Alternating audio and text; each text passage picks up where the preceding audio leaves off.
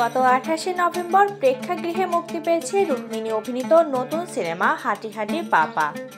Cinema দেখার পর নিজের মতামত জানান দেব। দেবকে প্রশ্ন করা হয়, হাঁটি হাঁটি পাপা সিনেমার মতো রুক্মিণীর সঙ্গে এভাবে কখনো চলা হয়েছে কিনা। উত্তরে দেব বলেন, কখনোই না, কারণ আমরা কখনো হাঁটি হাঁটি পাপা করে চলিনি, বরং দৌড়েছি। এরপরেই দেব বলেন, আমি চাই ও আমার হাত ছেড়ে দিক। হঠাৎ দেবের এই কথা শুনে উপস্থিত সবাই অবাক বনে যান। তারপরে নিজের মন্তব্য ব্যাখ্যা টেনে দেব বলেন, আমি চাই ও আমার হাত ছেড়ে দিয়ে সাফল্যের হাত ধরুক, সাফল্যের হাত ধরে হাঁটি হাঁটি পা পা করে এগিয়ে যাক নিজের লক্ষ্যের দিকে। এরপর দেবকে প্রশ্ন করা হয় বিয়ের ব্যাপারে। এই প্রশ্নের উত্তরে দেব জানান, রুক্মিণীর সিনেমা সবেমাত্র মুক্তি পেয়েছে, 1 মাস পর তারও নতুন একটি সিনেমা মুক্তি পাবে। এখন দুজনেরই লক্ষ্য ক্যারিয়ারের সামনে এগিয়ে যাওয়া।